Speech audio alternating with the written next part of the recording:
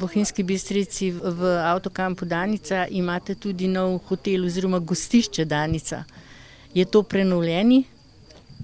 Tako ja, gostišče Danica je v bistvu naslednik prejšnje gostilne Danica. Mi smo izvedli rekonstrukcijo gostilne, povečali smo jo z nastanitvenimi kapacitetami, prej je bila to samo gostilna, zdaj pa smo dodali v prvem nadstropju še 5 sob in pa v mansardi 2 apartmaja, tako da ponujamo tudi nekje do 22 postelj.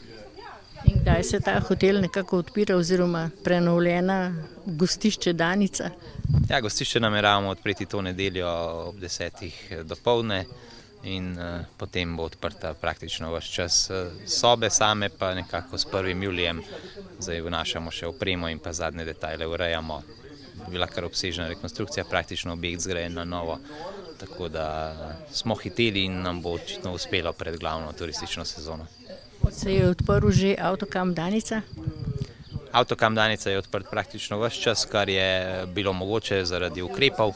Mi težimo k temu, da je kamp odprt celo leto, letos pač izjemno samo v obdobju, ko nismo smeli obratovati zaradi prepovedi. In kakšna je zasedenost, se sedaj gostje že vračajo nazaj? Ja, gostje počasi prihajajo, mi upamo, da ta glavna sezona, ki jo nekako mi smatramo tam od 20. 25. junija do začetka septembra, da bo vsaj takšna kot lanska. Nekako po zadnjih signalih vidimo, da tujcev bo morda celo nekoliko več.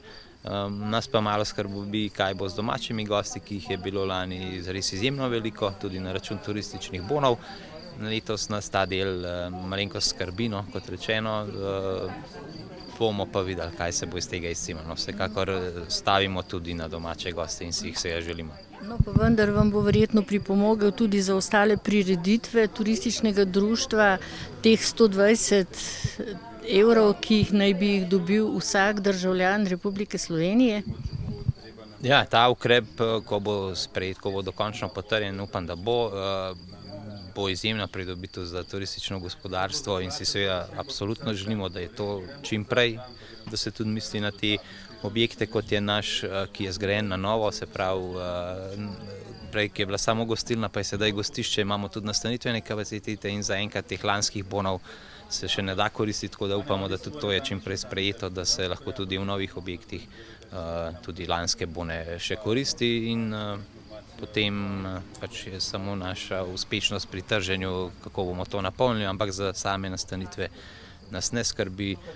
Za ostalo ponudbo, ki jo imamo v okviru turističnega informacijskega centra in pa tudi samega Slapa Savica, in pa tudi to seveda, če bo to možno koristiti, te bone samo plus. Pred leti je vaš direktor kupil več objektov. Katere objekte v Bohinjskem koncu? Na začetku je kupil samo manjšo apartmajsko hišo Tuba v Ukancu, potem se je pa odločil za nakup hotela Zlatorog. Obenem je prišlo potem do dogovora z bivšim lastnikom, da je prevzel oziroma kupil vse objekte v paketu in to so hotel Zlatorog, ski hotel na Voglu, hotel Bohinj, apartmaja Triglav in bivša rezidenca Karadžordževićev Vila Mur, ki je trenutno še v našem projektu, da jo ponovno zgradimo. Sedaj se obnavlja hotel Bohinj in bo kmalu zagledal luč sveta, ves prenovljen v novi luči, v novem ambientu. Tako je, hotel bo 4-zvezdični, bo vzdrževal alpski stil, obsega 69 sob, wellness, konferenčno dvorano, restauracijo, recepcijo z lobjem, lep vrt s kuriščem za različne dogodke in klubski prostor. Hotel je namenjen gostom, ki iščejo aktivno doživetje, mladi po srcu, ima lepo zgodbo v ozadju, ki jo tudi želimo predstaviti našim gostom. Združuje tradicije, slovenske tradicije, stare običaje, lokalno kulturo. Seveda taka bo tudi kulinarika v stilu Bohinja, zagotovo. Tako, kar se tiče kulinarike, naša gostinska ponudba bo temeljila na lokalni slovenski hrani z modernimi vložki. Sodelujemo z lokalnimi dobavitelji, vzpostavljamo in nekako poskušamo ustvariti ta gospodarski krog v lokalnem okolju.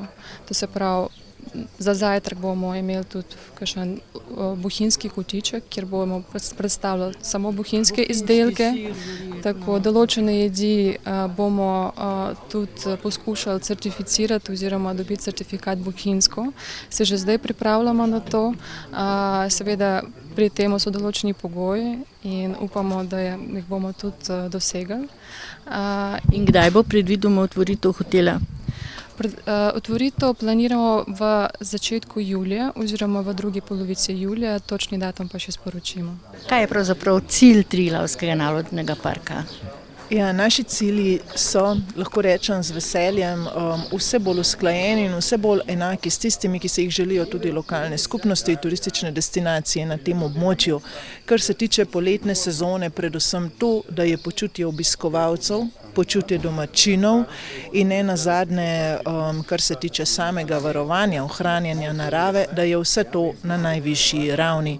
In zato v letošnji poletni sezoni, tako kot vsako leto, letos pa vseeno, verjetno zaradi lanskoletne izkušnje, zaradi velikega števila enodnevnih gostov, želimo in spodbujamo obiskovalce, da uporabljajo javni prevoz, da uporabljajo alternativne načine prevoza, prihoda v park, bodisi peš, s kolesom, z avtobusi, ki so marsikje brezplačni, marsikje nizkocenovni, predvsem pa je ponudba le-teh na precej visokem nivoju, še posebej na območju doline Soče in na območju Bohinja.